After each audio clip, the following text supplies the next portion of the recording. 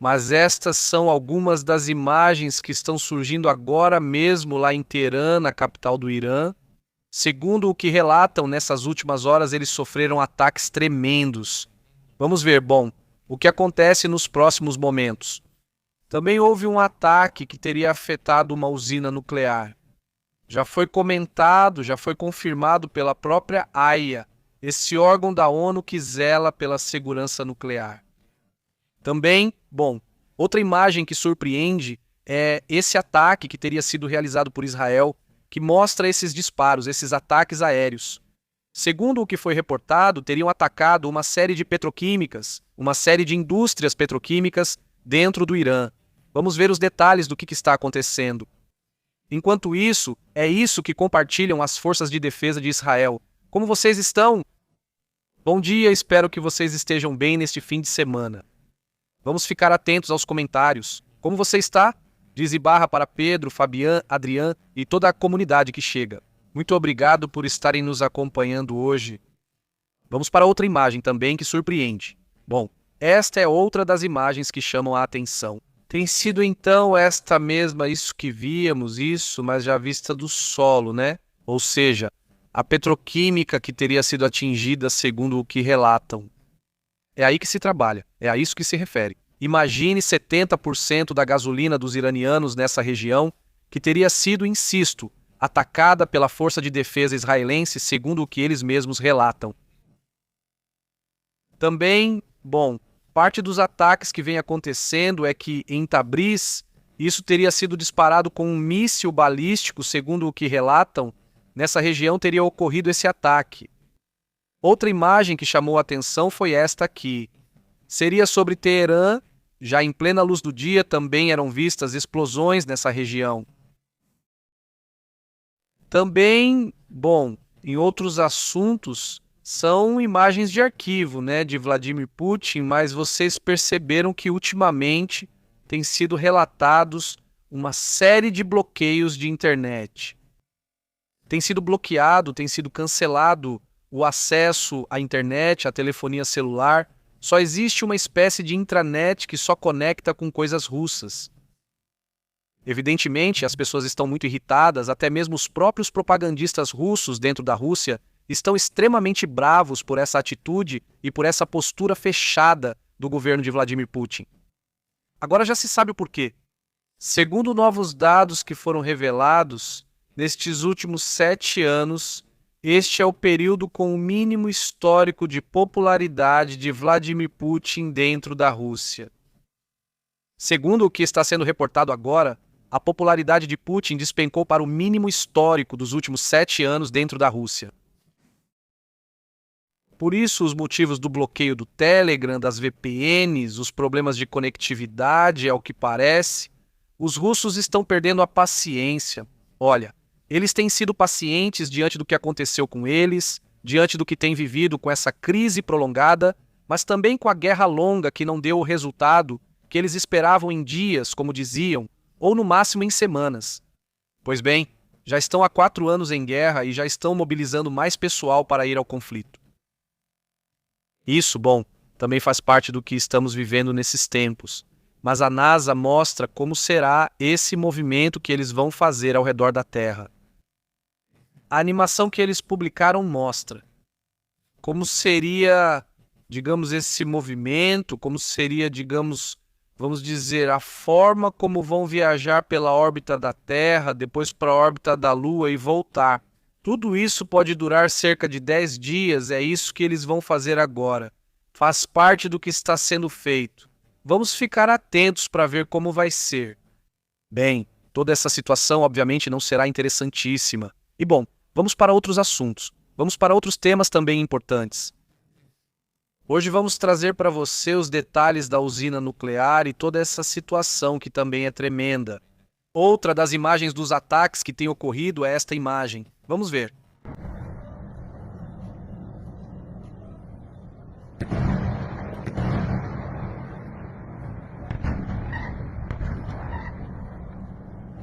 Vamos ver, vamos ver. Vamos.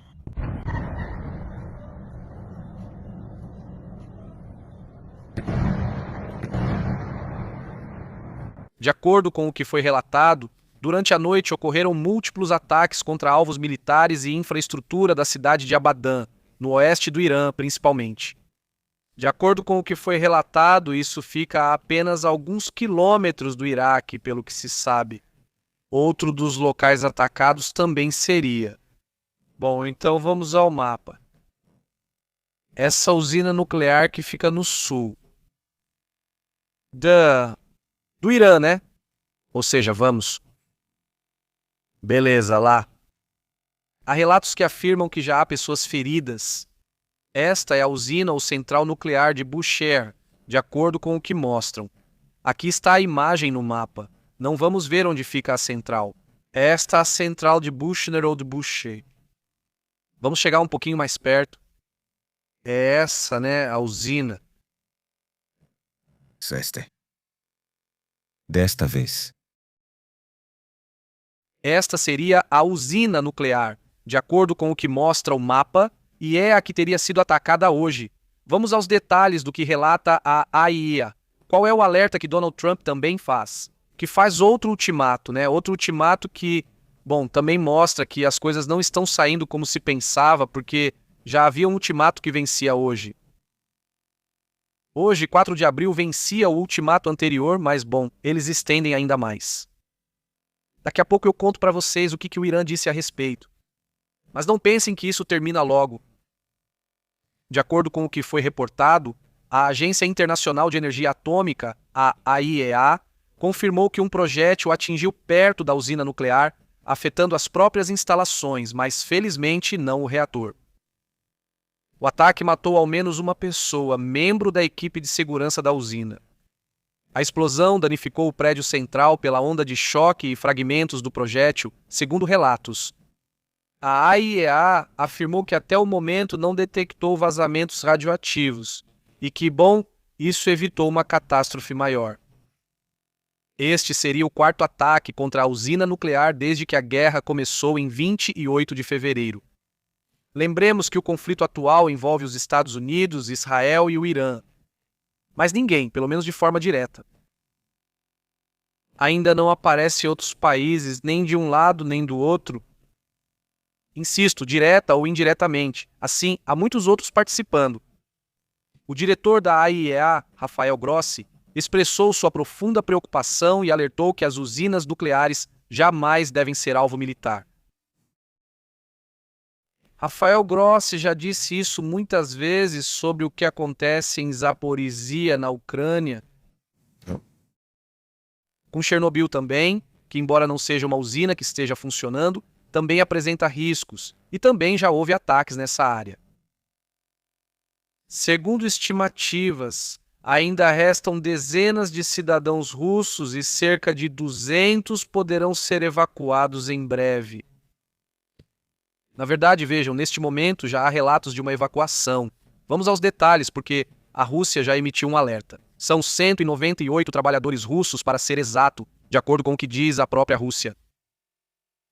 De acordo com o que foi dito pela Rússia. Kremlin, não é? É que neste momento já estão evacuando 198 funcionários na usina iraniana de Bushehr. Logo após o projétil atingir, decidiram que precisavam abandonar o local.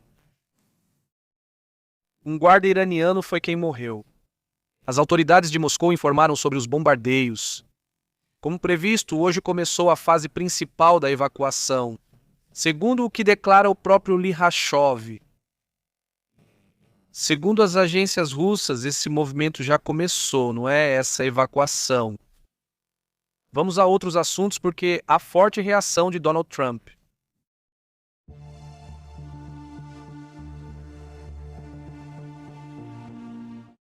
Eles têm 48 horas, diz Donald Trump. Ou vai desencadear, diz ele, o inferno. É isso que, bom, ele comenta hoje. Não é a primeira vez que usa essa metáfora. E já, bem, quando você usa isso uma vez, tem um impacto. Mas quando você usa isso umas 10 vezes para diferentes conflitos, ou para diferentes coisas, ele usou para a Venezuela, algumas vezes. Ele usou para o Irã várias vezes. Ele usou isso contra o narcotráfico várias vezes. Ou seja, Vamos lá, isso de que vai desencadear o inferno, bom, já virou algo constante, né? Donald Trump lançou um ultimato direto ao Irã: 48 horas para chegar a um acordo ou enfrentarão consequências massivas, e ele diz que vai desencadear o inferno. A mensagem foi publicada no Truth Social, onde ele lembrou que já tinha dado um prazo de 10 dias que terminou hoje. Pois é, mas se os ultimatos não são cumpridos, evidentemente, então não servem, né? Ou seja, a mensagem, segundo o que ele diz, ou sua exigência principal, é que o Irã reabra completamente o Estreito de Hormuz e que assine um acordo para pôr fim à guerra. O Estreito de Hormuz é e está, talvez, como a principal fonte para que o Irã saiba que essa é a maior alavanca de pressão que os iranianos têm e que, evidentemente, eles não vão, e que os iranianos, e já vamos entrar em detalhes, não só comentar que, dentro desses movimentos, os iranianos estão basicamente focados nisso. A guerra se resume à disputa pelo Estreito de Hormuz. Vamos ao que os iranianos alertam. O Irã alerta que o Estreito de Hormuz já não é mais uma passagem livre para absolutamente ninguém navegar. Ele diz que nunca mais terá o status que tinha, já não é mais uma passagem livre para navegação, isso acabou. E não só isso, mas eles garantem que são eles que vão dar a permissão. Para você sim, para você não, para você eu cobro, para você não cobro, e assim por diante.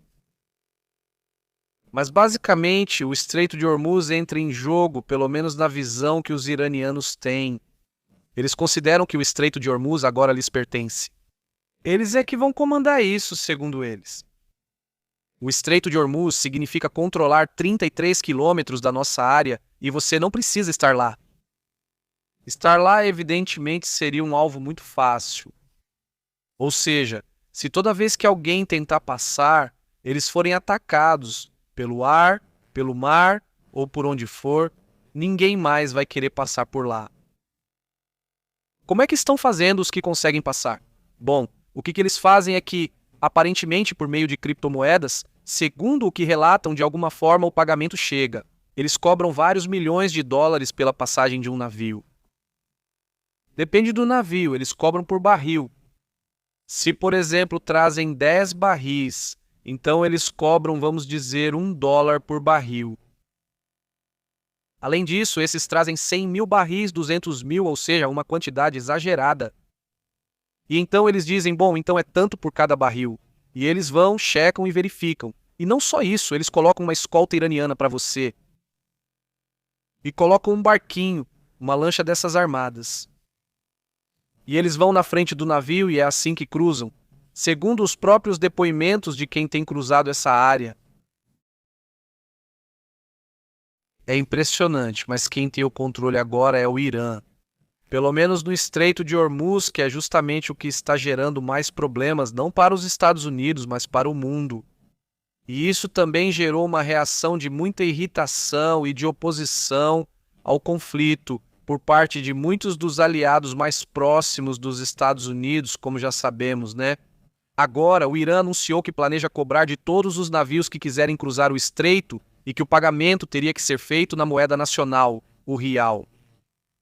Isso também chamou a atenção. Nada de cripto, nada de dólares. Eles dizem que tem que usar a moeda real, pois é, que coisa, né? Agora, conseguir as moedas do real vai ser interessante. Além disso, com a desvalorização que eles têm, eu imagino que vão ser montanhas de dinheiro para conseguir esses milhões que são necessários. O controle do estreito estaria sob controle direto das forças armadas iranianas, e nenhum país poderá passar sem a permissão do Irã. É o que eles dizem, nenhum país. Ou seja, esquece Dubai, Emirados Árabes Unidos, né? Que estão aqui. Ou Oman, né? Que digam, não, bom, eu passo porque, olha, aqui é o meu território. Não. Dizem que o Irã diz que não, que a área é deles e que são eles que a controlam. Isso significa que, na prática, o Irã poderia simplesmente decidir, bom, a quem favorecer ou a quem não. Nas últimas semanas, o Irã permitiu a passagem apenas de alguns navios. E isso, bom, evidentemente mostra que eles tentam pelo menos ter um controle sobre a região, o que talvez eles já tenham. Estamos falando que o Paquistão conseguiu passar. Um navio francês, aliás, já passou. Navios japoneses que, ao que tudo indica, também teriam pago e já passaram. Aparentemente também do Irã. Tem um relatório, já falaremos disso em detalhes. Mas, por exemplo, a Índia já retomou suas compras do Irã. Ou seja, o que vai acontecer? Que o Irã vai estar vendendo petróleo e os outros não vão poder fazer isso. Mas a Índia, país que tem ficado mais quieta, né? Não se envolveu muito no assunto, pediu calma. Não colocou militares lá para forçar a passagem nem nada disso. A Índia, segundo o que estão reportando, já está comprando petróleo do Irã. Agora vamos ver os detalhes para entender o que está acontecendo, porque isso é bem curioso, né? Enquanto isso, né, o que ocorre nesses ataques? Israel teria atacado, como vimos. Instalações em vários pontos.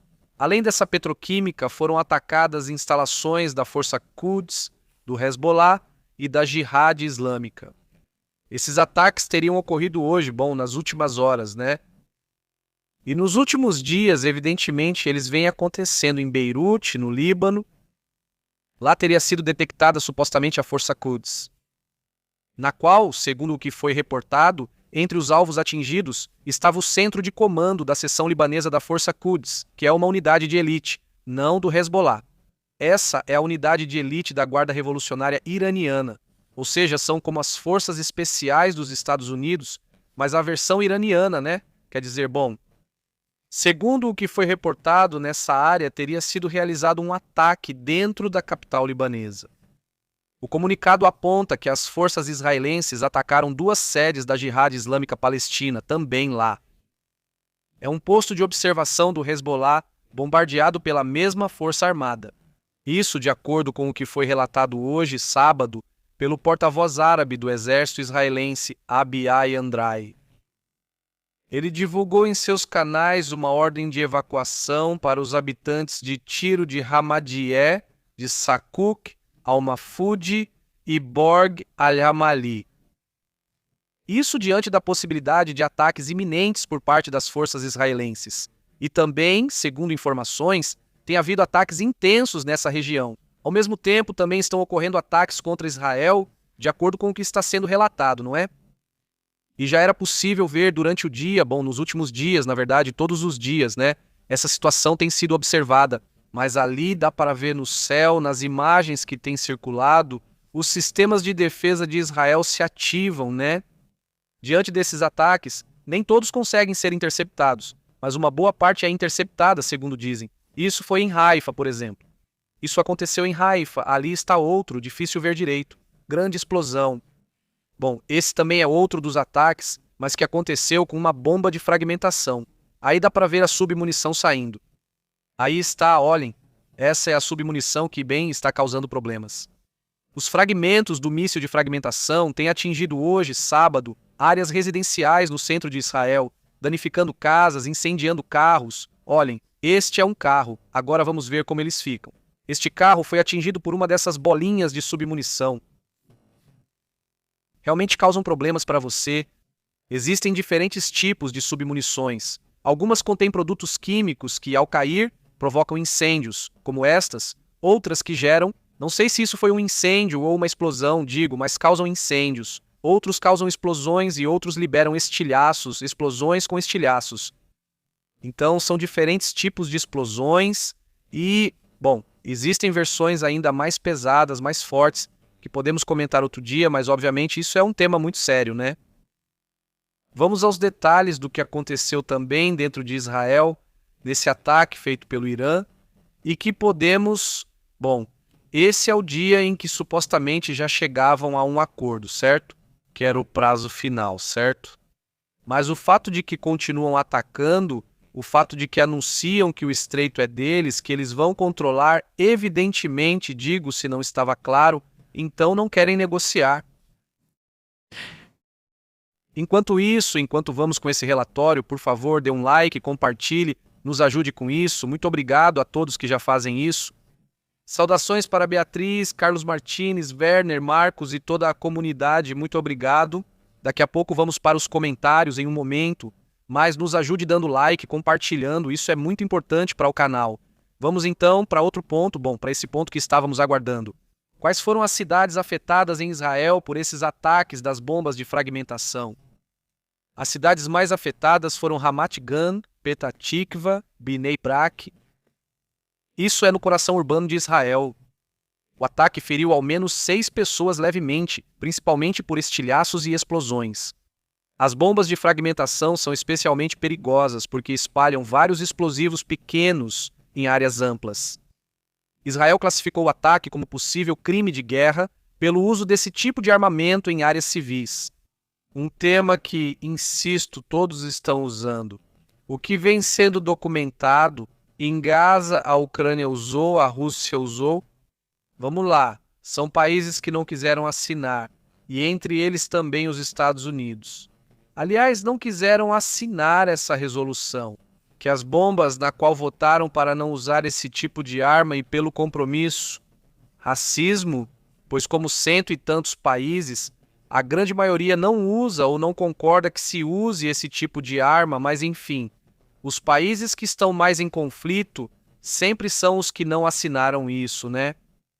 Enquanto isso, as equipes de emergência realizaram operações em massa para buscar feridos, procurar possíveis vítimas e controlar os incêndios que esse tipo de problema causa.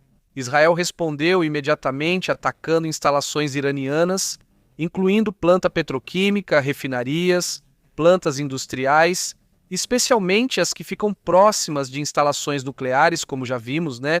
Essa foi a resposta, o contra-ataque, ou como preferir chamar. A questão é que as coisas estão acontecendo desse jeito. Ataques e contra-ataques, ataques e contra-ataques. Ontem comentavam em Israel que mais de 70% das instalações siderúrgicas no Irã já foram destruídas. Pode ser que o Irã fique sem nenhuma siderúrgica e tenha que depender da China, da Rússia ou de algum outro país para comprar aço.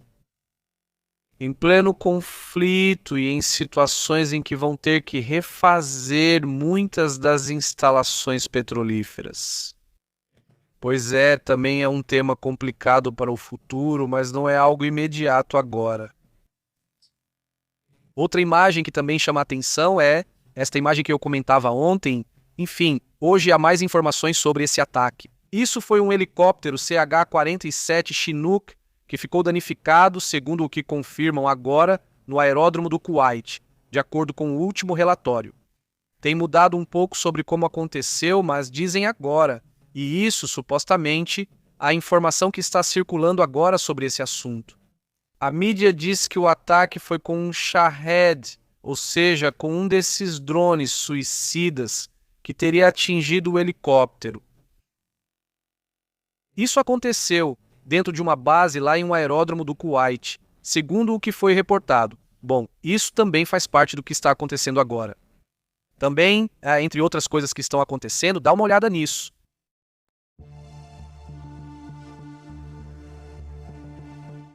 Impressionante essa espécie de desintegração na atmosfera. Isso lá na Argentina, segundo o que foi reportado, algo caiu do céu, pode ser lixo espacial. Bom, vamos ver. Por enquanto, não há informação de que isso tenha causado danos, mas evidentemente foi surpreendente, não é? Bom, espetacular. Mas também, aí você pensa, essas partes, esses pedaços de algum satélite ou de algum meteoro, ou seja lá o que for, no fim das contas também pode causar problemas, pode causar danos, e ultimamente é assim que temos visto esse tipo de situação, não é? Bom, então é assim que estão as coisas nesse assunto. Aliás, o que Marco Rubio comentou hoje em sua conta oficial foi um noticião. Bom, essa é a conta oficial dele no Twitter, não é? Este é o secretário Marco Rubio. E bom, basicamente vocês se lembram de Soleimani, Qassem Soleimani? Qassem, essa figura, esse personagem. Cumprimento vocês, como se diz Qassem Soleimani? Soleimani? Ele manda eliminar Soleimani. Qassem Soleimani era o segundo militar mais importante da Guarda Revolucionária do Irã naquele momento. Até hoje ele é lembrado. Era muito querido e diziam que seria o próximo líder iraniano. Era uma figura evidentemente chave. mas também tinha sido fundamental para atacar soldados norte-americanos dentro do Iraque. Então, se olharmos para o mapa e vamos até essa fronteira entre o Iraque e o Irã, ali estão os iranianos e aqui deste lado está o Iraque, certo? Então, em uma área da fronteira bem perto do Irã, mas ainda do lado iraquiano, o Qasem Soleimani estava por lá naquele momento e foi atingido por um míssil de precisão. O carro dele, como ficou destruído, está lá como um monumento no Iraque. Tem alguns youtubers que foram visitar o local. Por que é um monumento? Porque todo ano lá é lembrada a morte desse indivíduo, mas dá para ver como as imagens que saíram na época mostravam que o ataque foi muito preciso. Ou seja, nada ao redor foi destruído, mas o carro ficou totalmente destruído. Ali estava Qasem Soleimani. A partir daí, a relação entre Estados Unidos e Irã despencou tremendamente e não voltou nem mesmo a ter uma negociação sobre o tema nuclear desde então.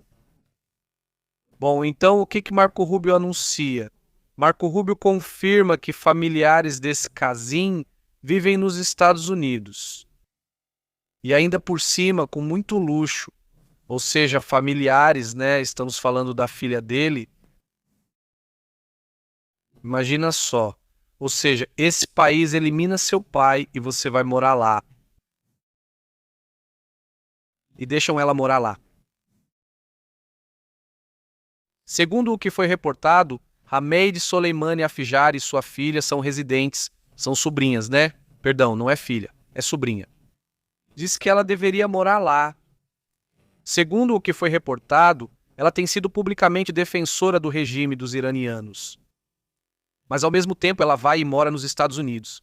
Diz, bom, total incoerência nesse sentido, né? Mas o ICE foi atrás deles, reparem. Esta semana, diz, revoguei a situação legal de sua filha, que estão sob custódia do ICE, aguardando a expulsão dos Estados Unidos. Vão ficar, segundo dizem, fora dos Estados Unidos. 2 familiares, então, que são fundamentais nesse assunto. E bom, principalmente porque são fundamentais, pois diz, são da família Soleimani, o que estavam fazendo nesse país. É algo, então, pelo menos bastante estranho, não é?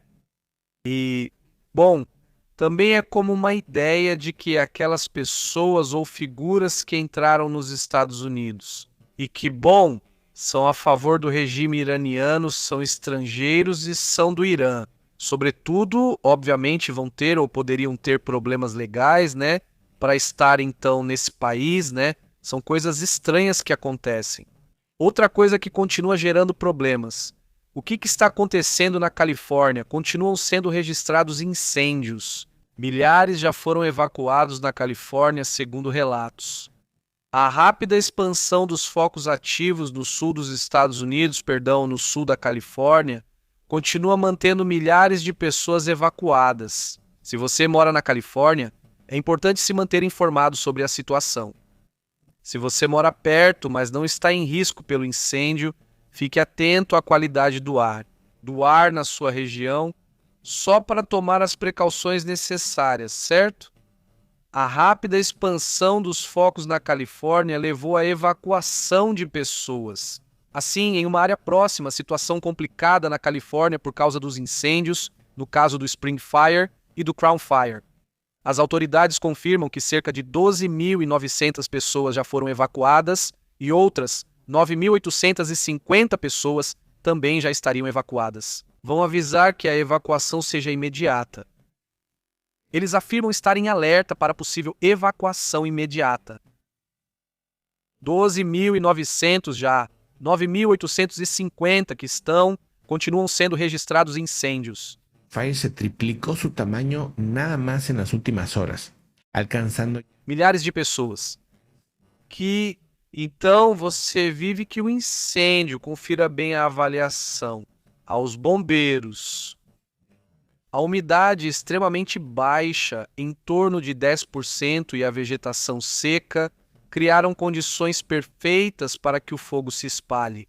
Incêndio rápido, Crown Fire, ameaça também estruturas e residências, São dois incêndios, como eu disse, são o Spring Fire e o Crown Fire. Crown Fire confirmam, pois também já está afetando as residências, levando a ordens de evacuação em várias áreas. A contenção ainda continua baixa. A expansão rápida dos focos ativos no sul mantém as evacuações em andamento. Em Crown Fire, esse é considerado mais controlado, 25%. Se você mora na zona de risco, helicópteros, caminhões de bombeiros e tratores tentam conter o fogo e o campus Moreno Valley College já fechou. Para evacuar por la mala calidad de aire. No había, pues no era. Que, bom, em uma área do ano passado, onde, bom, houve 200 mil evacuados, vocês se lembram? Que você está em perigo. Meteorólogos advierten que el riesgo seguirá. Ou do dia de sábado e domingo pelas condições bem secas. A causa do incêndio está sob investigação. Não se sabe de onde, quem provocou ou se foi, bem, alguém do incêndio.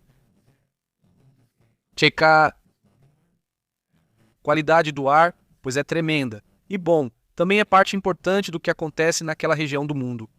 Vamos então para outros assuntos, outros temas também importantes, como tem passado Marcela, Carlos Martins, Margo. Vamos atualizando. Há várias notícias em desenvolvimento que quero comentar com vocês depois. Então vamos conversando. Preparem seu café. Se ainda não fizeram isso, ainda tem um tempinho de informação, né? E no final vamos para a conversa, para o bate-papo, né? Vamos então para outros assuntos também importantes.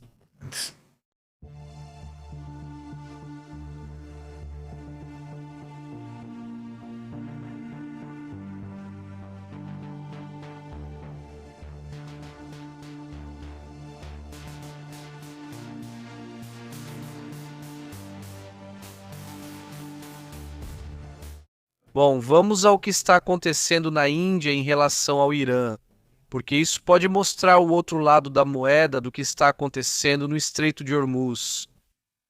O que o Irã diz, como eu comentava há pouco, é que eles vão controlar, a partir de agora e acabe a guerra ou aconteça o que acontecer, o Estreito de Hormuz passa a ser deles. Eles vão controlar, segundo eles dizem, e vão cobrar por isso. Eles vão cobrar passagem, pedágio, ou como quisermos chamar, mas vão cobrar para passar por ali. É desse jeito. E já fizeram até mudanças nas leis para que isso seja visto dessa maneira. Eu comentava com vocês que a Índia, já há alguns dias eu comentava que na Índia eles têm poucos dias de reserva. Eles estavam prestes a ficar completamente sem petróleo. Mas a tal ponto que já havia compras de pânico, havia ataques, havia, até alguns tiroteios. Ou seja, realmente tinha ficado complicado em várias partes da Índia, da Indonésia, de Bangladesh, certo? De vários países da região, até Bangladesh. Esses países dependem completamente, 80%, 90% do petróleo que vem por aqui. Imagine de repente que um país, o país mais populoso do mundo, 1 bilhão e 400 milhões de habitantes, de repente fica sem combustível. O que você faz? E não só sem combustível, o que ainda poderia ser suportável, mas sem gás.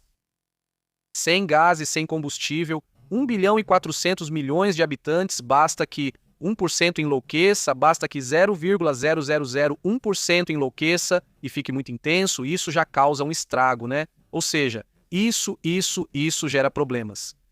Evidentemente, a Índia quer evitar isso a todo custo e vai fazer isso a todo, né? Ou seja, a todo custo vai ter petróleo, tem que ter petróleo. Não, vamos, como dizem, grande demais para falir, né? Ou seja, grande demais para cair. Porque a queda, quanto maior, pior.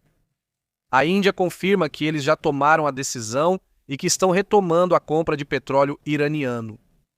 Pela primeira vez, vamos ver o que é. Em 7 anos, ou seja, 2019, foi quando eles pararam de comprar petróleo. Já se passaram 6, quase 7 anos.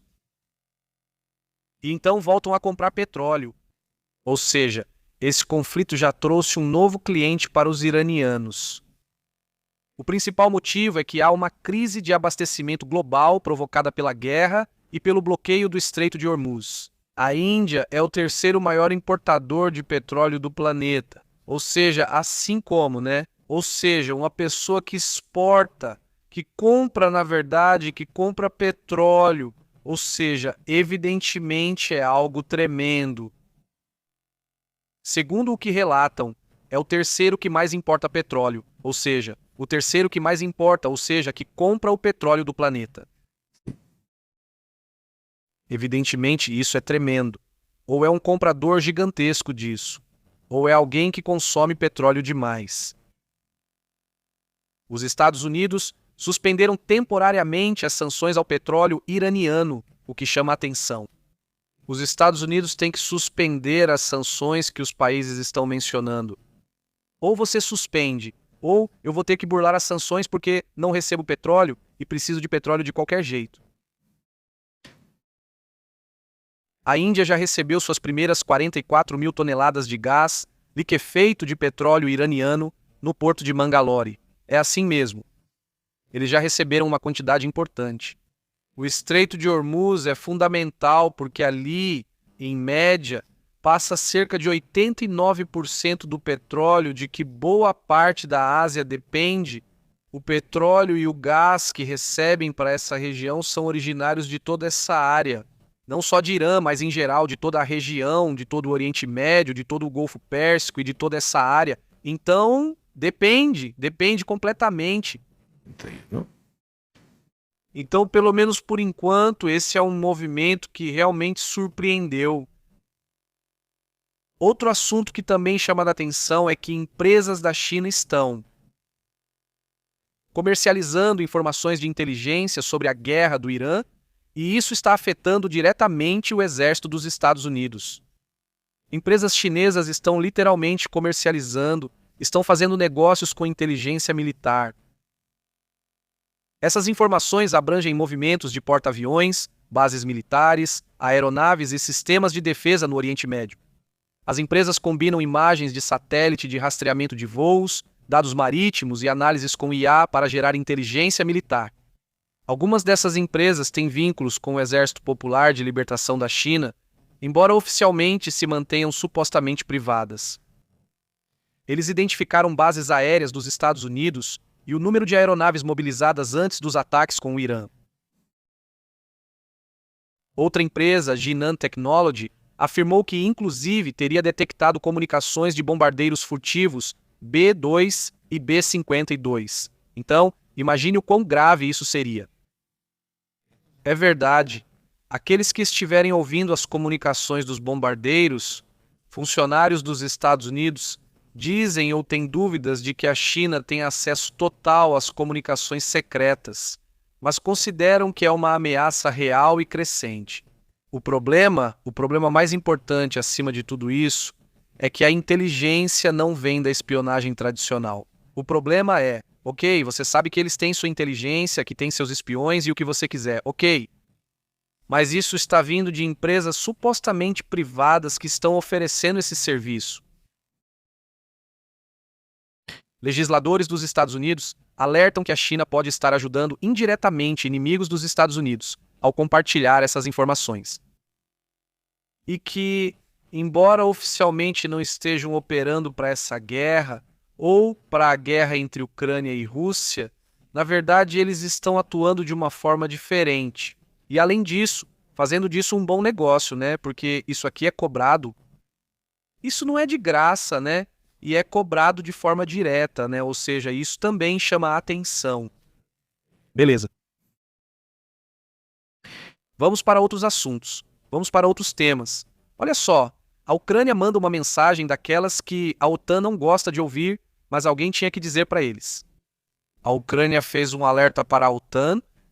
A OTAN está se adaptando, ou seja, como aliança, como organização, eles estão se adaptando devagar demais à guerra moderna. Especialmente ao que está acontecendo diante do conflito que eles têm com a Rússia. Soldados ucranianos que treinaram com a OTAN afirmam que muitas das táticas ensinadas pelos aliados estão desatualizadas. Muitos dos treinamentos que a OTAN quer oferecer, ou que continua oferecendo aos seus próprios soldados, são treinamentos baseados na guerra do Afeganistão. E a Ucrânia diz, pessoal, isso já passou. A guerra moderna é muito diferente do que aconteceu no Afeganistão. Esqueçam isso e se adaptem a como é a guerra agora. Um dos maiores erros detectados pela Ucrânia é que a OTAN treina as tropas como se pudessem usar aviões livremente. A Ucrânia afirma que isso é quase impossível devido às defesas aéreas e drones. Agora, não é mais possível chegar de avião e saltar de paraquedas desse jeito. E isso porque eles enviam um enxame de drones e acabam com o avião, não é? Ou seja, já não dá mais. É que eu tenho que repetir esse trecho porque é imperdível. Diz assim: um dos maiores erros detectados na OTAN é que eles treinam as tropas, como se pudessem usar aviões livremente. Isso já não acontece nem para ataques, nem também para a questão de saltar de, como é que chama? De paraquedas. É muito mais complicado. Bom, eles já têm vivido isso. Até os aviões mais avançados deles nos Estados Unidos, que já tiveram seus problemas. E outros que são mais antigos, como o A-10, que esse é um avião, bem, muito mais antigo que... Mas apesar de eles terem as tecnologias e tudo para poder detectar onde estão os drones, tem sido um risco tremendo. O uso massivo de drones mudou completamente a guerra, mas muitos exércitos da OTAN ainda veem seu uso com ceticismo. A Ucrânia afirma que o campo de batalha moderno é dominado por drones, vigilância constante, guerra eletrônica e ataques noturnos. Em exercícios militares de 2025, unidades ucranianas derrotaram 2 batalhões da OTAN usando táticas com drones, demonstrando uma lacuna tática. Isso, obviamente, em um exercício militar. Em exercícios de 2025, unidades ucranianas venceram 2 batalhões da OTAN usando táticas com drones. E demonstraram que a Ucrânia estava certa. Ou já a tática da OTAN, vamos dizer, já está obsoleta. As forças da OTAN, não digo que não tenham força, não é isso. Mas elas precisam se adaptar. É como ter um programa desatualizado, você só precisa se atualizar. Porque, o programa pode ser robusto, pode ter o que você quiser, o potencial, mas sem adaptação ele fica ultrapassado. As forças da OTAN avançam em grandes formações sem proteção suficiente contra drones. Ou seja, avançam em grande número, mas não estão preparados nem para as minas, não estão preparados contra os drones. Ele diz, e isso bem diz a Ucrânia, é devastador. A Ucrânia também impressionou a OTAN com o sistema Delta, que permite ver o campo de batalha em tempo real e compartilhar informações entre as unidades. Um sistema que tem sido muito útil para eles na hora de estarem na linha de frente do conflito. A OTAN reconhece que está aprendendo com a Ucrânia e até criou um centro de treinamento e análise na Polônia para estudar essa guerra. Falando da Polônia, mudando de assunto, mas o que também surpreendeu e talvez não tenha sido falado o suficiente sobre esse tema é o que aconteceu há alguns dias. Comentei isso aqui com vocês, mas depois de refletir a gente pensa, espera aí, o que está acontecendo aqui? Tem esse conflito, né? Que está pesado, Estados Unidos, Israel, Irã, tudo isso, tudo o que você quiser. E aí tem a Europa, e aí tem o conflito Ucrânia-Rússia, né? Mas tem um país que ficou muito próximo dos Estados Unidos nos últimos anos, que é a Polônia. A Polônia é um país que investe muito na OTAN. Ou seja, é um país que compra muitas armas, que investiu muito, porque a Polônia não quer cometer os erros do passado, né? Os erros das grandes guerras que aconteceram no passado, nas quais a Polônia saiu prejudicada, que os invadiram, está um pouco no meio de tudo. Então, a Polônia se preparou muito para a questão do conflito, tem tropas altamente treinadas, tem um exército moderno, está perto da Ucrânia, está coladinha na Ucrânia, então eles já veem isso como algo muito próximo, né? Os Estados Unidos pediram os Patriots deles, pediram que algumas das armas que eles têm fossem enviadas para os Estados Unidos para a guerra com o Irã. Fez o mesmo com a Coreia do Sul, e a Coreia do Sul disse, sim, pode levar, né? Você está precisando, claro que sim, pode levar, somos parceiros, pode levar. E a Polônia disse que não. Ou seja, essa negativa da Polônia diz, não, eu tenho coisas para defender aqui, não empresto armas. Nem para o seu parceiro, nem para quem te vende as armas ele empresta, né? A Polônia disse que não, ponto. Temo que. Então também mostraria o que faz. O que é a Polônia agora, né? Polônia, bem, já não é a mesma coisa, ou seja, vamos lá. A Polônia provavelmente agora está muito mais preparada do que outras potências europeias, né? Não digo que todas, mas sim que tem uma preparação bem diferente, né? Estão preparados para o conflito de uma maneira bem mais intensa, né? Não tem armas nucleares como a França, isso é verdade, mas fora isso estão bem fortes. Depois, se quiserem, a gente analisa a comparação, né? Entre Alemanha, França, Espanha, Grécia, Itália, né? E Polônia, né? E o Reino Unido também, né? Porque o Reino Unido, obviamente, ainda é uma potência, mas também, vamos dizer, eles têm deixado essa parte de lado faz um tempo, né? A parte militar. Vamos para outros assuntos importantes.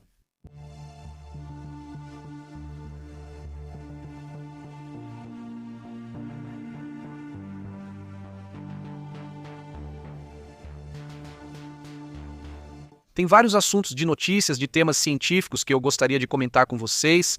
E daqui a pouco a gente volta para o que está acontecendo lá no Irã, né? Vamos ver quais outras atualizações estão acontecendo. Mas enfim, vários detalhes. Segundo os cientistas, eles têm investigado isso, vejam. Vamos ver se conseguimos mostrar. Esta é uma imagem andaluza. É uma imagem bem, digo, para ilustrar. Não é uma imagem que seja exatamente assim, né? Mas pelo menos ajuda. Dá para entender. Vocês se lembram desses pastos que às vezes aparecem no oceano, no mar, né? Se você me der uma imagem, eu te mostraria como é o tipo de pasto que tem no mar. Esse tipo de pasto, sabe? Os cientistas garantem isso na Ilha Catalina, na Califórnia. Esses pastos estariam mudando o que se sabia sobre a restauração ecológica marinha. Os cientistas conseguiram que pradarias marinhas restauradas por eles superassem as naturais em apenas 2 anos. Pesquisadores da Universidade da Califórnia restauraram pastos marinhos em mar aberto, feito inédito. O mais impressionante é que, em apenas 2 anos, as pradarias restauradas superaram as pradarias naturais em biodiversidade. Ou seja, pradarias que cresceram sozinhas, né? Isso quebra a ideia anterior de que a natureza restaurada leva décadas para se igualar à original.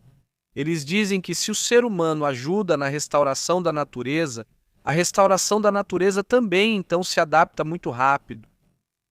Os pastos marinhos seriam fundamentais porque capturam e armazenam o CO2 no fundo do mar, funcionando como grandes sumidouros de carbono.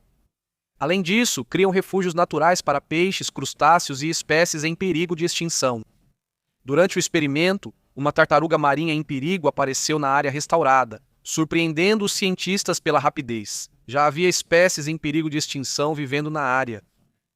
O projeto começou em 2022 e em apenas 1 ano já funcionava como um ecossistema natural completo. Os cientistas acreditam que esse modelo pode ser replicado globalmente para combater a perda de biodiversidade, um problema pouco discutido. Fala-se bastante sobre poluentes e clima, mas a biodiversidade está se perdendo.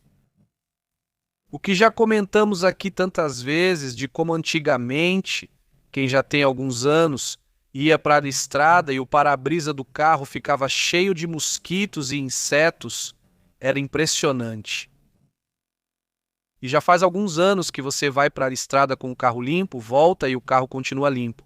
Ou seja, você não vai ter nenhum problema com insetos. É extremamente raro isso acontecer. Antes, isso era o normal. Toda a parte da frente cheia de insetos, todo o vidro também cheio de insetos. O para-brisa. Porque, bem, havia um monte, não era pouca coisa. Ou bem, isso também tem suas teorias, né? Tem várias teorias. Tem outra questão que também chamará atenção nas notas científicas. Eu trouxe para vocês hoje. É que existe um mito sobre o chocolate amargo que sempre vendem a ideia de que é muito saudável, que olha, tem antioxidantes, tem 1000 coisas, né? Vocês não vão gostar. Para muitos isso, mas enfim, aí está o problema. O chocolate amargo, dizem, tem sólidos de cacau de 50% a 90%, enquanto o chocolate ao leite geralmente tem de 20% a 30%. Mas dentro dos estudos, indicam que os flavonoides ou flavonoides do cacau ajudam na saúde cardiovascular, que realmente ajudam no fluxo sanguíneo e que reduzem levemente a pressão arterial. Ele afirma que os estudos mostram que são extratos de cacau concentrados. São eles que têm os flavonoides. O chocolate comercial, mesmo que diga que tem 90%, não sei o que, não tem os flavonoides. Esses ficam dentro do cacau, dentro do, digamos, do material com o qual ele é feito. O problema é que, por exemplo, é como esses chocolates amargos vendidos normalmente chegam a ter cerca de 50% de açúcar. Se o primeiro ingrediente no rótulo for açúcar e não cacau, então o chocolate deixa de ser saudável. Os especialistas recomendam escolher chocolates que, pelo menos, tenham 70% de cacau na lista de ingredientes. E assim você garante que realmente vai ter os benefícios. Caso contrário, ele diz que o problema causado pelo açúcar reduz bastante os benefícios que o cacau oferece. Então, bom, acho que também é um pouco de bom senso nesse caso, mas enfim, comer um pouco de vez em quando não acho que seja um problema. Agora, outro assunto que também ao longo de todo o ano de 2026 tem sido muito comentado é que há uma nova teoria que vai mudar toda a questão do Alzheimer. E isso, bom, pode ser muito bom para muita gente. Pessoas com familiares com Alzheimer que sabem do risco de também desenvolver a doença ou já têm parentes com esse problema. Pois bem, há uma nova teoria que vai unificar como esse problema se origina no cérebro. E durante décadas existiram muitas teorias diferentes. Agora parece que estão achando uma teoria para unificar todas essas. Não é que estejam erradas, mas estão encontrando uma origem de como o Alzheimer acontece. E, com isso, dizem que isso vai mudar completamente todo o problema que tem havido com essa doença. Ele afirma que, por décadas, cientistas debateram sobre a real causa da doença. Se é alimento, proteína, isso já é outra coisa, não? Relatam que a beta-amiloide forma placas no cérebro que podem aparecer até 20 anos antes dos sintomas. Essa proteína tal forma emaranhados ou filamentos dentro dos neurônios, e esses estão relacionados a um declínio cognitivo. O novo estudo propõe que não é uma ou outra, mas sim que ambas estão conectadas à origem da doença.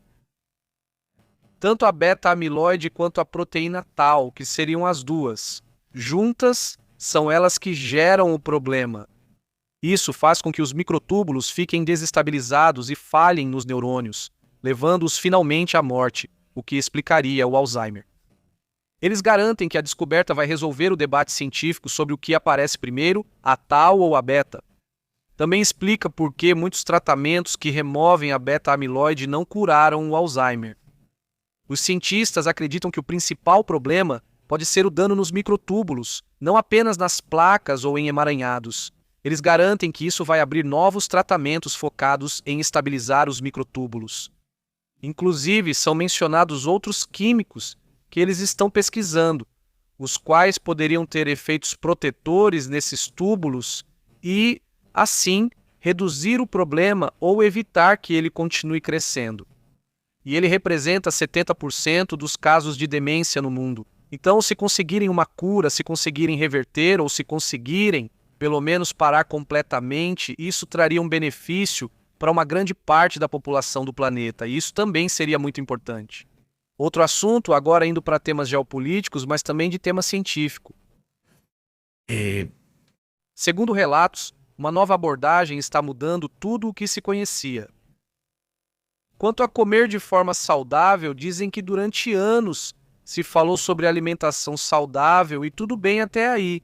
Não, mas dizem que existe um transtorno que é gerado quando depois a pessoa desenvolve ortorexia, ficando obcecada em comer de forma perfeita e saudável. Mas tanto que piora sua vida, piora seus relacionamentos sociais, começa a deixar de sair com as pessoas porque diz, não, é que lá só comem assim, ou lá só comem churrasco. E aí você começa a se fechar para o mundo e pensar, estou sozinho, mas me alimento bem, ficando só com sua alface ou o que for. Bom, então eles garantem que esse conceito precisa ser mudado. O conceito deve se focar em uma alimentação intuitiva, como eles chamam, ou seja, criar ou inventar de alguma forma um método para ir entendendo o que você sabe, o que é saudável, e sabendo como ouvir seu corpo, você vai resolver muitos problemas. Ou, olha, você sabe que quando eu como isso me sinto um pouco mais pesado, quando como aquilo me sinto um pouco mais leve, me sinto com mais energia, durmo melhor, durmo pior, mas enfim, isso tudo é um tema que eles chamam de alimentação intuitiva, né? Ou seja, ouvir o corpo para saber quando comer e o que. Por exemplo, é melhor consumir mais proteína ou carboidrato dependendo do dia. Se for muito ativo, com muito exercício ou trabalho intenso, você pode precisar de mais carboidrato ou proteína. Ou seja, isso depende do estilo de vida. Ele diz para comer quando você sente fome de verdade. Parar quando você está satisfeito. Por exemplo, esse é um tema que os japoneses têm muito eles. Eles comem até que reste, por assim dizer, uns 20% de fome, só para dar um exemplo. Aí eles param. Não, eles não esperam até ficarem cheios, o que talvez explique por que o Japão. Eles costumam ser muito magros, apesar de comerem de tudo. Eles comem muito pão, comem arroz e comem muitas coisas que muita gente costuma evitar. Mas só eles mesmo. Quer dizer, nem todos, né? Lá também tem pessoas diferentes, não são só os lutadores de sumô, né? E o problema é que vivemos cercados de comida barata, comida ultraprocessada, porções grandes e publicidade que torna muito difícil ouvir o nosso corpo. Tem barulho demais ao redor que não permite que a gente escute o nosso corpo. Pessoas com menos recursos têm mais dificuldade para comer saudável devido ao preço, tempo e acesso aos alimentos que não são tão baratos. Você vai nesses mercadinhos pequenos, não nessas lojas abertas 24 horas que vendem de tudo, né?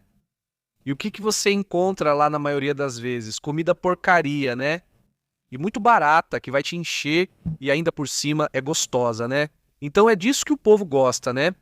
Especialistas apontam o problema e recomendam 3 ações: reconhecer, identificar sinais de fome e saciedade e deixar de ver alimentos como proibidos, mas sim comer de tudo, porém ouvindo o seu corpo, e também diz para comer mais em companhia. Eles afirmam que isso é benéfico e concluem que comer saudável não é temer a comida, mas ter uma relação equilibrada, flexível e sem culpa. Mas enfim, aí está um tema pelo menos diferente do que sempre se fala sobre esse assunto. Vamos para outros assuntos também importantes.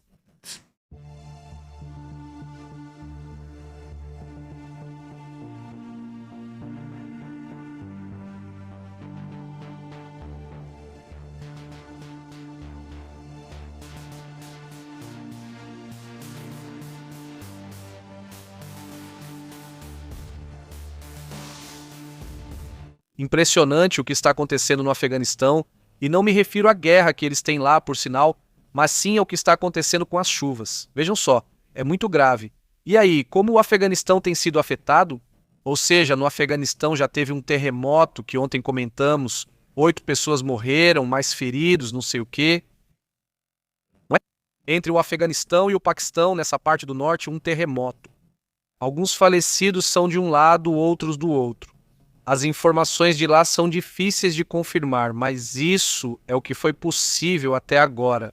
Mas além disso, a chuva tem castigado eles fortemente. Tem castigado eles muito forte. Vamos ver se ainda estão com o problema da chuva, vamos ver se com o satélite conseguimos ver para onde foi essa situação. Mas olha, vamos ver se dá para enxergar. Olha, já não tem mais chuva, mas talvez, olha, aqui está. Há 24 horas deu para captar isso. Isso foi o que gerou o problema. Vocês sabem quantas pessoas faleceram? É um país desértico, não habituado a esse tipo de tempestade. E isso, claro, traz consequências. Então, isso que vemos aqui já resultou em 60 pessoas sem vida. Ou seja, perderam 60 pessoas e 116 ficaram feridas de acordo com o que foi relatado naquela parte do mundo. A agência AFP afirma que casas ficaram danificadas pelas inundações nos arredores de Pulikumri, na província de Baglan. Em diferentes pontos do norte e do leste do Afeganistão, pelo menos 61 pessoas perderam a vida, e 119 ficaram feridas devido às chuvas torrenciais que atingiram a região na última semana. Essa emergência coincide com um terremoto registrado hoje, sexta-feira, não é? Desculpe, foi hoje, certo? Foi hoje, não foi? Quer dizer, para eles já era hoje. Bom, teria que verificar. Mas me parecia no USGS que foi entre ontem e hoje. Tipo, para nós era sexta-feira, mas talvez para eles já fosse sábado. Veja só, para eles realmente já era sábado. Sim, verdade. Para eles já eram 4 horas. Exato. O principal porta-voz do governo talibã, Zabiullah Mujahid, informou que outras 4 pessoas continuam desaparecidas enquanto prosseguem os trabalhos de busca e resgate nas áreas afetadas, conforme comentado. Outro tema também chama a atenção. Donald Trump está começando. Tarde demais, eu diria, mas ele está começando a tentar se comunicar com a geração Z. Ele já não quer mais tornar a América grande de novo. Se não querem torná-la legal de novo, não, já é tarde demais, cara. Washington afirma que o presidente dos Estados Unidos aposta na renovação das equipes da administração pública. Uma iniciativa destinada, segundo ele, a atrair profissionais mais jovens da geração Z, porque querem tornar o governo deles legal de novo. Ou seja, eles não querem retomar aquela frase, mas sim a ideia de ser cool, não a palavra cool. No entanto, essa mudança coincide com o momento de uma queda de popularidade do republicano entre os Summers, como chamam, e os Centillians, ou seja, a geração Z e a geração Centillian. Sim ou não? Basicamente, é o pior momento. É o momento em que eles têm menos apoio dessas gerações. Mas enfim, eles estão tentando recuperar um pouco por aí. Segundo o diretor do Escritório de Gestão de Pessoal dos Estados Unidos, Scott Copper, apenas 7% dos funcionários federais têm menos de 30 anos, ou quase todos têm 30 anos ou mais. Agora eles querem focar em setores mais jovens e tornar o governo, segundo eles, mais descolado. Existe uma diferença geracional em que, bem, a maioria dos que operam o governo são pessoas de 30 anos para cima. E, bem, também é necessário que haja jovens. Os candidatos serão selecionados com base no talento demonstrado, não de onde vieram ou se foram para a universidade, nem de quantos anos têm no cargo, mas sim que tenham um talento que possa ser comprovado. Bom, parte do que eles estão fazendo no movimento se chama tornando o governo legal de novo. Que o governo seja legal de novo. Esse é o foco que eles têm lá. Eu diria que é tarde, mas faz parte do que está acontecendo. A cibercriminalidade também está evoluindo. Eles garantem e estão relatando não só ciberataques, mas ataques que praticamente já estão se tornando indetectáveis. Não, deixa pra lá o fato de serem mais graves, que também, né? Mas eles estão se tornando praticamente indetectáveis. Esse é o grande problema agora com a questão dos cyberataques, que estão cada vez mais difíceis de rastrear, cada vez mais. O cybercrime está em uma nova era. Está sendo impulsionado pelas IAs. A inteligência artificial transforma o cybercrime global, tornando ataques mais rápidos, baratos e difíceis de rastrear. O relatório da empresa de cibersegurança Kaspersky alerta que os hackers têm usado IAs para criar malwares, para criar esses e-mails clássicos. Relatório da empresa era muito fácil de detectar, ou seja, cibersegurança alerta, eles têm erros ao escrever que eu sou Sou filho do príncipe da Nigéria, né? Aquele clássico de antigamente. Mas eles foram evoluindo e sempre eram mensagens que de alguma forma pediam para você clicar em um link ou pediam dinheiro ou algo assim, mas sempre de maneiras muito fáceis de perceber, né? Agora o phishing é muito mais potente porque sim, talvez estejam enviando mensagens em massa da Coreia, da Nigéria ou de qualquer outro país. Mas agora, pela forma como são escritos, eles estão muito mais corretos, de um jeito muito mais preciso. Agora eles usam essas bases de dados que encontram na internet e enviam as mensagens às pessoas com seus nomes reais. Ou pelo menos com os nomes que usam em suas contas, que de repente por isso também é bom que certos e-mails você tenha com nomes diferentes, que não sejam o seu original, para que não chegue o seu nome completo e não fique tão confuso, né? Então sim, é preciso ter cuidado com isso. Mas enfim, a questão é que os especialistas garantem que antes era muito fácil identificar os hackers pela sua assinatura digital, erros de idioma, estilos de programação ou padrões repetidos, que diziam, esse é um padrão que os hackers da Nigéria fazem, ou esse é um padrão que os hackers da Coreia fazem. Agora isso já não acontece mais, esses erros foram diluídos graças às IAs, pois elas corrigem isso. A IA generativa apaga esse rastro. Isso acontece porque o código que a IA cria é limpo, uniforme e sem erros, então não é possível rastrear os responsáveis. Isso significa que atribuir um cyberataque a um grupo específico será cada vez mais difícil, o que complica a defesa internacional. Surge o novo conceito que é a IA agêntica, que permite criar ferramentas de ataque em dias, quando antes levava meses. Um exemplo é Void Link, um malware criado quase totalmente com inteligência artificial que pode atacar. Sistemas na nuvem, adaptando-se com módulos como rootkits ou implantes. Bem, isso também chama a atenção. E outro caso seria o de Slopoly, uma ferramenta usada para extorsão em massa que permite aos atacantes manter acesso a servidores por dias, sem serem detectados. Especialistas alertam que isso não necessariamente torna os ataques mais sofisticados, mas sim muito mais frequentes e mais massivos. Nesse sentido, bem, tem o grupo Lazarus, né? Aqui já comentamos várias vezes que eles usavam imagens com IA para roubar criptomoedas, mostrando que essa tendência já existe há anos, mas agora está crescendo, né? Isso também é outro ponto. Bom, coisas como o que aconteceu com essa senhora que recebia mensagens supostamente do Brad Pitt, e além disso ele pedia dinheiro e a senhora dava dinheiro para ele. E usava essas imagens para mostrar que era supostamente o Brad Pitt, né? E essa senhora perdeu um monte de dinheiro. Bom, então é isso sobre esse assunto. Vamos para outros temas, outros assuntos também importantes.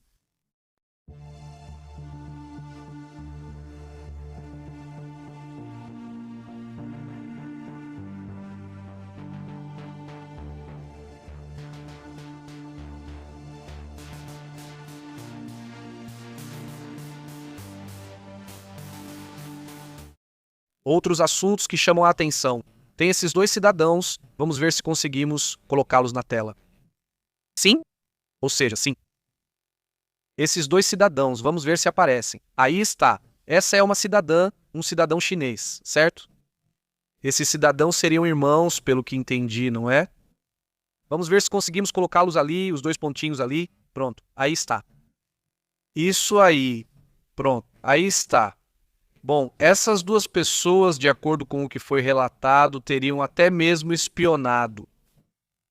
Eles seriam os que originaram uma tentativa de atentado na base MacDill. Evidentemente, eles estão detidos, não é? Vamos aos detalhes do que se sabe desse caso, que por sinal mostra como... Bom, vamos ver mais atividade desses agentes, aparentemente agentes chineses, não é? Para quem eles trabalham, ou se eram do governo, ou o que está acontecendo ali, ou a que grupo pertencem. Então vamos aos detalhes. Mas antes de tudo, um grande abraço aqui para toda a comunidade. Adriana, como você tem estado? Wendy, tudo bem? Como você tem estado? Wendy Arias, um grande abraço. Até Nova York. Para José Zarate, na Califórnia. Para Perla, na Argentina. Eliseu, como você tem estado? Italo, muito obrigado por esse superchat, agradeço muito. E bom, a toda a comunidade que está aqui na live, muito obrigado por nos apoiar. 2 cidadãos americanos de origem chinesa estariam sendo investigados neste momento por terem tentado detonar um artefato. Tentaram detonar um artefato explosivo na base aérea de MacDill, em Tampa, uma instalação militar estratégica dos Estados Unidos, e eles queriam detonar um explosivo. A verdade é que esse assunto realmente chama a atenção, não é? Quer dizer, do que estamos falando? Muito obrigado por mais esse super. Quer dizer, o principal acusado é o indivíduo, né? Esse que está à esquerda, né? Ele se chama Allen Shen, certo? Segundo relatos, Allen Shen é o acusado que supostamente colocou esse explosivo na base. Em 10 de março de 2026 e posteriormente fugiu para a China. Sua irmã, Anna Marie Shen, de 27 anos, foi presa e acusada de ser cúmplice ao alterar as evidências. Então ele realmente escapa pelo que vejo. Ela é quem é detida. Afirmam que alteraram as evidências, destruíram as provas e o ajudaram na fuga. Sim? Agora, o que me chama a atenção aqui, se isso for verdade, ou seja, se for verdade, me refiro à idade. Se eu estiver errado aqui. Mas aqui no relatório diz que ele tem 20 anos. Na verdade, eu acho que ele parece muito mais velho. Nem de brincadeira acho que ele tem 20 anos. Ou seriam 20 anos nos Estados Unidos? 20 anos. Essa pessoa não tem 20 anos, né? Ela diz que tem 27 anos. Sinceramente, bom, eles estão bem acabados. Então por quê? Não parece ter 27. Ela não parece ter menos de 20, quer dizer, pareceria igual. Igual. Mostraria que nem todos os asiáticos parecem jovens, como sempre dizem, né? A questão é que, bom, segundo a acusação federal, a bomba foi classificada como um artefato defeituoso, o que evitou uma tragédia maior. O explosivo não foi detectado durante 6 dias até que um militar o encontrou, o que gerou fortes críticas também aos protocolos de segurança da base. Durante a investigação, descobriu-se que Anne-Marie usou o ChatGPT para pesquisar como obter um visto chinês, como transferir um veículo e assim puderam rastrear um automóvel vinculado ao ataque. Autoridades acharam componentes explosivos e restos de um Mercedes-Benz que teria sido usado na tentativa de atentado. Anne-Marie Cheng enfrenta 30 anos de prisão e foi declarada culpada, além de multas e confiscações. O caso mostrou como então essas duas pessoas, filhos de imigrantes indocumentados, reabriu o debate sobre a cidadania por nascimento nos Estados Unidos. Os dois nasceram nos Estados Unidos, mas estão em funções então de... Bom, não sei se coloque na China, né? O irmão continua foragido e seu paradeiro é simplesmente desconhecido, o que mantém o caso como uma prioridade de segurança nacional. Esse caso já se tornou um tema político migratório e de segurança nacional que pode influenciar novas leis de cidadania nos Estados Unidos. Um tema que também, bom, é uma parte interessante. Agora vamos também para outros assuntos importantes. Vejam só, os Estados Unidos estariam agora mesmo planejando o que vai ser o suposto ataque nas próximas 48 horas, ou seja, seria domingo, segunda-feira, né? O ataque seria na segunda, certo? Supostamente. Esse seria o movimento que continua, né? Vamos aos detalhes. Há pouco vimos como tem atacado em diferentes pontos do Líbano e também do Irã, certo? Bom, agora já temos os detalhes de quantos foram os ataques. Com certeza relatam que o exército detalhou que nas últimas 48 horas foram atacados somente no Irã 340 alvos. Ou seja, é uma quantidade realmente importante, não é? Segundo o que relata o exército, foram fornecidos detalhes dos ataques simultâneos em Teherã e também no Líbano, ou seja, nos dois, ok? Isso foi nos dois. Então, com certeza, eles relatam a escalada militar no Oriente Médio apenas com os ataques que foram realizados por Israel. São 340 entre os dois, entre Líbano e Irã. 140 alvos em solo libanês e 200 em territórios iranianos. Isso entre o que é ou o que se contabiliza de ataques da sexta-feira. E do dia de hoje, sábado, nestes 2 dias, digamos 340 alvos. Isso somente pelas forças de defesa de Israel, ou seja, sobre as FDI. Isso é o que está sendo reportado neste momento. Não é bom. Obviamente é impressionante, né, o tipo de operações que eles estão realizando. E bom, vamos para outros assuntos também importantes.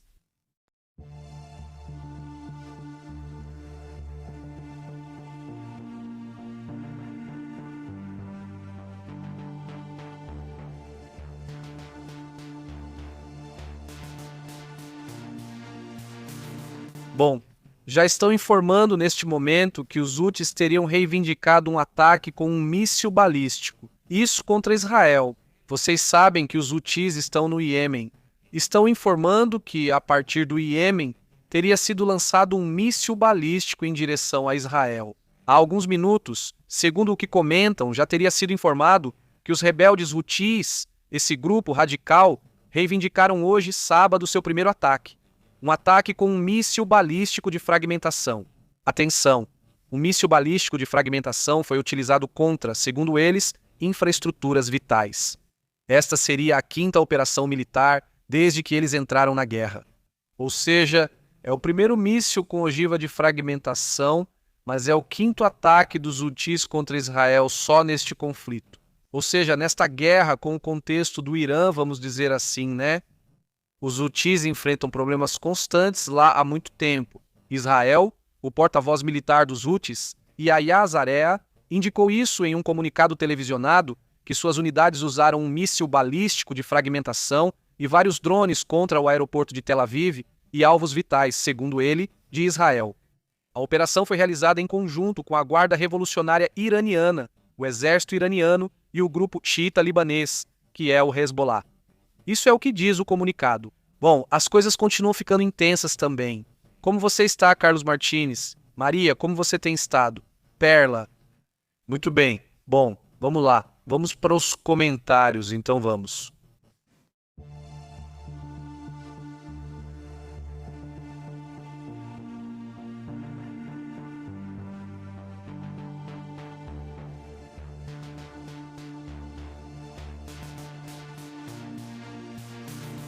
Como vocês têm estado, como têm passado? Muito obrigado por me acompanhar, por estarem aqui um tempinho, por estarem aqui com a comunidade. Obviamente, bom, tem acontecido de tudo, né? É isso. Não. Neste fim de semana era esperado que começasse uma escalada, uma possível escalada. Essas 48 horas extras são como a última advertência por parte dos Estados Unidos, que claramente os iranianos não querem negociar. Não está claro qual é o cálculo que eles estão fazendo, mas suponho que é um cálculo que, pelo menos para eles, está funcionando. Talvez o controle do Estreito de Hormuz os faça pensar que podem prolongar o conflito. Talvez saibam que a pressão nos Estados Unidos aumenta ao ver as pesquisas caindo para Trump. Talvez isso os leve, na estratégia deles, a sentir que estão indo bem nesse sentido. Veremos. Enquanto isso, cumprimentamos, diz Carlos. Também não está às 5 horas de Miami indo pela Avenida 27? Que coisa, Carlos. Como você está? Boa tarde, Maria Helena. Saudações a Tehuacán, Puebla. Saudações também para Plasmarino. Como você tem estado? Saudações. Diz Trump. Disse que Cuba era anexo e não aconteceu nada. É isso mesmo, Plasmarino. Não aconteceu nada, pelo menos por enquanto. Não se vê nada claro nesse sentido. Você é a favor da nacionalidade por nascimento e da implementação de vistos de residência. Diz revogáveis por condutas inadequadas. Muitos problemas seriam evitados. Diz Perla. Diz Fidel. Como está, Fidel? Também saudações. Obrigado pelo comentário. Francisco Arce. Diz que as drogas afetam. Pode ser. É que, sim, uma vida ruim, muito ruim, pode realmente te fazer parecer muito mal, etc. Ou alguma doença também. Mas o tema da cidade me chama a atenção. E este diz: vamos almoçar. Vamos deixar Pepe um pouco, diz Carlos Martins. Para onde você vai almoçar, cara? Para onde vai? Ok. Almoçar? Vocês chamam isso? De manhã é como o café da manhã. Mas aqui também chamamos de almoço, ou seja, está almoçando. Ou seja, é de manhã e depois ao meio-dia está comendo a refeição, né? E depois o jantar, à noite, desculpa, no jantar, né? E já não sei mais. Então é almoço, é comida e é café da manhã. Desculpa, e é jantar, né? Ou seja, é almoço, café da manhã, comida. Só tem um nome que foi dado e depois no jantar, né? Ou seja, mas de manhã também chamamos de almoço ou café da manhã. Mas eu vi que em outros lugares chamam de almoço a refeição do meio-dia, né? Coisa que aqui, se você está almoçando, você diz por quê? Se são 2 da tarde, já é tarde para almoçar. Na verdade, você já está comendo. São coisas do idioma que são meio estranhas. Ele diz: não sou contra nem a favor do Trump, mas em Cuba ele não encontraria resistência, diz Carlos. Provavelmente ele não encontraria muita resistência mesmo. É um bom ponto aí, Carlos. Diz Adriana: como vai, Adriana Lave? Um grande abraço. Sandra, tudo bem? Saudações para a Califórnia. Diz: no Chile almoçar é ao meio-dia. Ou seja, a refeição é importante, exatamente. É isso que eu digo para vocês. Vejam, em alguns lugares almoçar é assim, né? E talvez esse seja o correto, né? Mas pelo menos aqui no Nordeste é muito comum o almoço ser de manhã. É uma coisa curiosa, assim. Eh, E um abraço, Adriana. Como tem sido o colégio? Olá. Tem 2 colégios aí. Só o nome Liceu já não é comum. Eu nunca conheci outros colégios aqui além de vocês. Nunca conheci um colégio aqui na comunidade. Saudações aos colégios da República Dominicana e saudações também ao colégio aí até a Espanha. Saudações, como você tem estado? Como vocês estão? Mesquito, como você está? Saudações a Nicarágua, muito bom. Saratriz na minha casa, sem refrigerantes. E quando vamos às festas, é igual para todos. Ou seja, nada de refrigerante, nada de cerveja e nada de vinho. Ah, não é verdade. Às vezes José diz, não, mas cerveja pode. Ele afirma que Trump só recuperará a popularidade se remover rapidamente os ditadores da Venezuela e não querer apenas fazer negócios. É um bom ponto aí. Porque isso era algo que aparentemente ia trazer popularidade para ele em certos setores e acabou ficando pela metade, como se o movimento não tivesse sido completo. E quanto menos comida porcaria, melhor, e na sua velhice você vai agradecer por isso. Diz José, diz Marcela, vocês vão ter que nos deixar, tudo de bom. Saúde, Marcela, fiquem muito bem. Bom, então para toda a comunidade, um grande abraço para todos, inclusive para quem está assistindo depois. Se você chegou até aqui, até esse ponto, deixe seu comentário e me diga, olha, se chegamos até aqui, até esse ponto, seria ótimo, seria algo a se agradecer. Diz. Assistimos vocês na TV, ele me mandou mensagens no celular. Saudações, Arthur, para a Daniela. Muito bom, excelente tarde para você, excelente fim de semana. À noite a gente se vê na live da noite para conversar e bater um papo sobre o que está acontecendo. Caso haja algum assunto urgente, vou mandar para vocês em um vídeo curtinho ou algo assim para não nos estendermos demais. E aí à noite a gente conversa sobre isso com mais calma, ok? Mas estamos aqui. Bom, se você tiver algum relato, se tiver algum assunto que ache que eu deva comentar, por favor me envie. Mais tarde teremos um pequeno relatório que vai aparecer para vocês sobre um objeto, um cometa que dizem ter uma. Como eles chamam essa assinatura tecnológica? Não. De acordo com o que diz a Vilo, esse novo meteoro, esse novo cometa teria possibilidades de ter uma assinatura tecnológica. Vamos falar sobre o motivo, a que se refere e o que descobriram, mas isso deixamos para depois. Para analisar tudo direito e já ter o relatório completo. Saudações, Eliseu e a toda a comunidade. E se eu vejo, sempre peço todos os comentários, todos são todos os dias, e dou um monte de curtidas. Isso aí, Eliseu. Muito obrigado. Um grande abraço, muito bom. Também para a MT, que diz que nos Estados Unidos, em muitos trabalhos, as pessoas saem para comer ao meio-dia, por isso chamam de almoço. Ok. De onde vem a palavra almoço? Vamos ver, dizem os regiomontanos. Temos café da manhã, se come doce. Dizem almoço. Aí está, olha, aí está. Mefistófeles é como é, e depois comida salgada, comida. Isso não se pula nem pula para os outros. Também não fala do lanche. Bom, você tem razão, faltou o lanche, né? Que o lanche é como algo que você come, algo mais leve, digamos uma fruta. Pode ser um café com pão ou algo assim. Quer dizer... E aí, bom, cada um tem as suas, umas nozes, não sei, algo assim, né? E depois tem a... Ele diz tacos bem gordurosos, mas não melancia que é pesada. Ele diz... É verdade, não, nem isso. Bom, agora não, já não se usa isso, mas antes sim, usava-se abacate à noite. Não, agora colocam abacate a qualquer hora, não importa, mas sempre diziam isso. Que abacate à noite não pode, ou abacate com leite não pode. E não, eles combinam muito bem, só que ficam mais pesados. Ou se algum dia vocês quiserem, façam um experimento de verdade. Hein? Ou coloquem um abacate com leite e com algum adoçante que vocês gostem. Saul e Kua, façam vitamina de abacate. E se vocês vissem, veriam como é gostoso, né? Ou seja, os brasileiros não comem tanto o abacate salgado, para eles é uma fruta e se consome doce, em vitamina, em sorvete, etc. E no México e em outras partes do mundo, nos Estados Unidos, o abacate é salgado e vai na salada, nos sanduíches, nos hambúrgueres. Ou seja, aí vai o abacate com sal no taquito, ou seja, taco aqui no México seria uma tortilha, você coloca abacate, coloca um pouquinho de sal e pode comer perfeitamente, né? E fica delicioso. Mas lá não. Então porque morei quase um ano, morei com os brasileiros, ou seja, um casal, uma brasileira, um brasileiro que a gente morava em um apartamento, né? Então não, tipo meio ano, se não tanto, mas tudo bem. Meus amigos e eu nos interessávamos. E tínhamos um dia na semana em que eu cozinhava para eles e outro em que eles cozinhavam para mim, para experimentarmos comidas típicas do país. Então, quando chegou a vez de fazer guacamole, eles adoraram, mas acharam bem estranho e depois eu falei, ó, façam a vitamina, né? Façam a caipirinha, também fizeram caipirinha. E assim foi. Então essa vitamina é pesadíssima, é uma vitaminazinha dessas. Quer matar a fome? Toma uma vitaminazinha dessas. De peixiquito, ou seja, meio abacate e um copinho de leite, uma xícara de leite, e você não vai sentir fome por boa parte do dia, né?